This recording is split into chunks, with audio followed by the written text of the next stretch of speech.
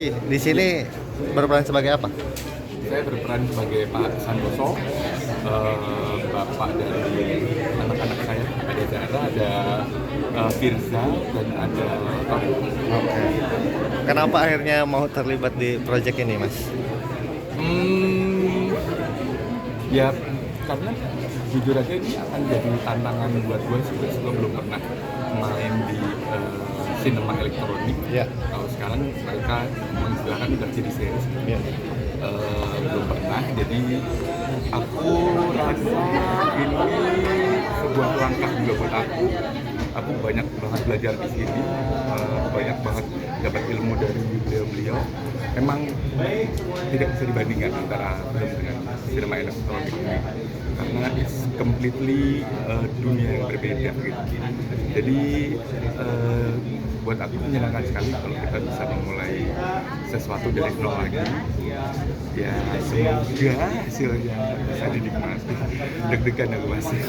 Ini berarti pertama kali sinetron, berarti dulu memulai karir seni peran itu langsung layar lebar selain mungkin teater, Mas? Dulunya aku di teater kan, dulu aku teater. Mentor itu Pak Slamet Radio dari 2009, terus masuk langsung ke film dan series. Jadi ini bener-bener pertama kali aku masuk ke sinema elektronik ini gitu.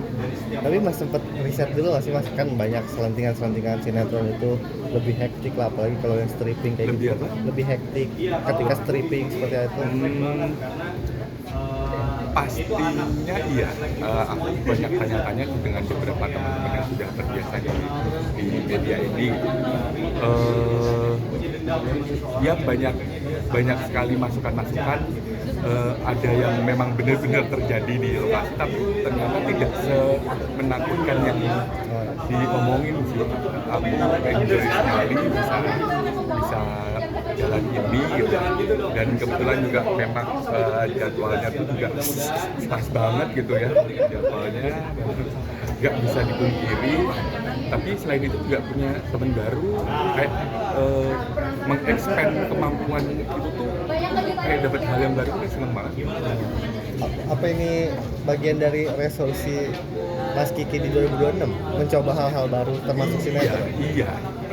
Gue tuh awal mula mau ngambil ini karena gini, gue tuh punya kelas acting, Mas. Iya. Gue punya kelas acting, kemudian ada beberapa murid gue itu memang jebolan dari sinema elektronik ini.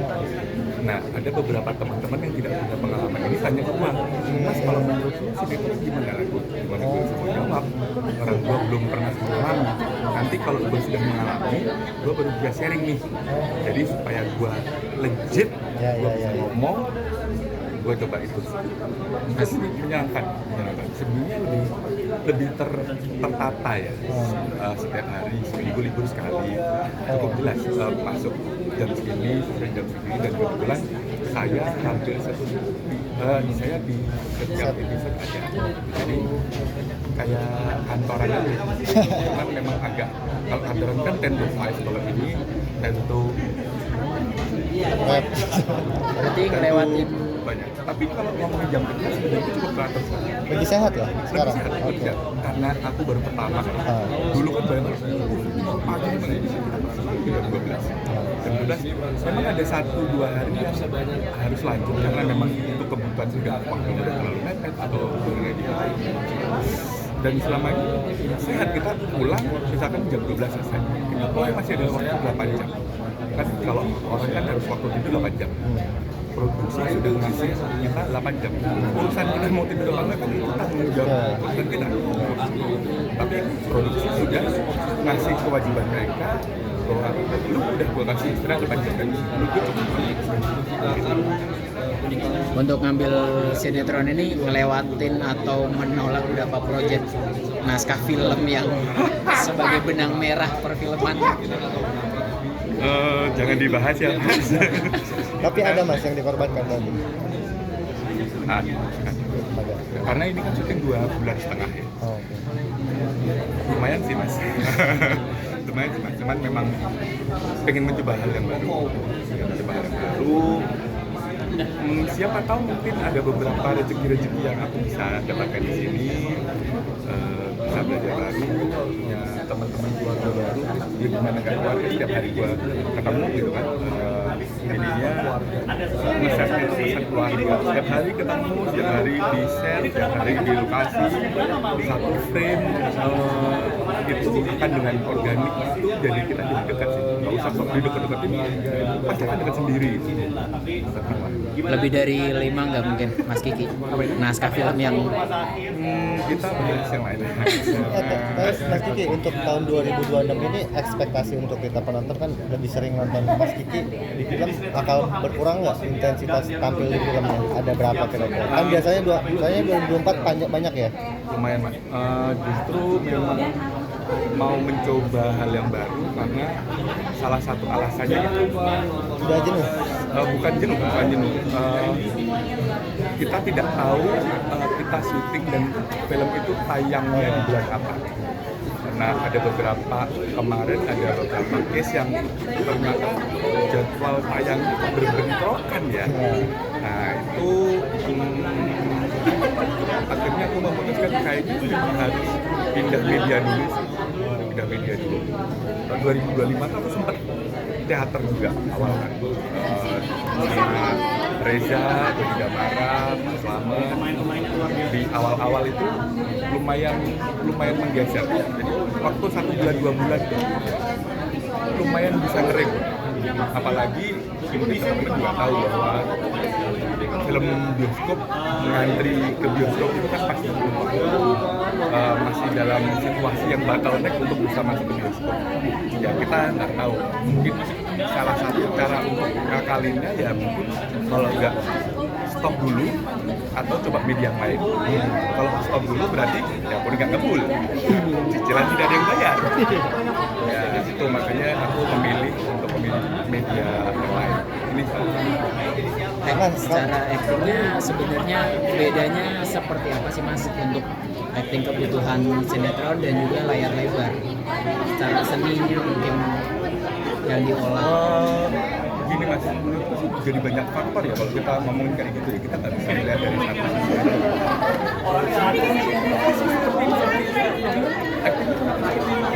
Tidak bisa disalahkan juga, memang kebutuhannya seperti itu. Mungkin bisa dilihat kalau dari sudut pandang penontonnya. Kalau dari sudut pandang penontonnya, orang ke bioskop mereka bayar tiket. Kalau di rumah mereka sambil kerja sambilan segala macam. Jadi memang gue tidak bilang siapa yang bagus, siapa yang jelek, siapa yang bagus, siapa yang tidak. Tapi kebutuhannya memang harus sesuai dengan itu. Yang salah kan kalau misalkan kamu di film tapi menggunakan metode itu di sinetron, atau kamu sinetron tapi menggunakan itu di film, kan jadi rancu, jadi nggak ketemu nih. Nah, itu buat gue yang agak tantangan di sini adaptasi ke situ, adaptasi bagaimana script abis ini oke, dari tim satu punya dua ya nggak beragunduk sih sebenarnya awal, tapi setelah berjalan sekitar 2 mingguan baru nih mulai dapat ritmenya nih, pace-nya. Oh, pace-nya tuh segini, karena di film mungkin aku dalam satu hari paling banyak cuma 7-8 rekor saya di sini bisa 20 sih. Satu hari? Dua doang. 3 kali lipat ya? Iya, iya. Selain kita speed harus bisa cepat, ya stamina juga. Justru malah buat gua berkah. Biasanya kalau kadang pulang tuh masih kemana-mana gitu. Apalagi sampai rumah ini udah habis itu, lebih teratur aja sih. Mas, kalau soal kelas acting kan sempat juga viral yang tampil di Marathon season 2 tuh sama Arab. Iya. Oh iya. Itu season 3 diundang lagi nggak? Kan mau mulai lagi nih dia. Kayak ada undangan nggak? Nggak tahu sih Arab undang gua apa enggak, kapok apa enggak si Arab nggak tahu. Cuman ya kemarin kan Arab setelah dari Marathon dia punya ide untuk bikin film. Senang sih dengan perkembangannya itu. Paling nggak gua bisa jadi milik Arab. Ayo dong, lu bisa bikin film dong, dan bisa bikin film. Semoga aja nanti yang season ketiga kalau ada gua diundang lagi, bukan hanya sebagai tamu undangan tapi anggota.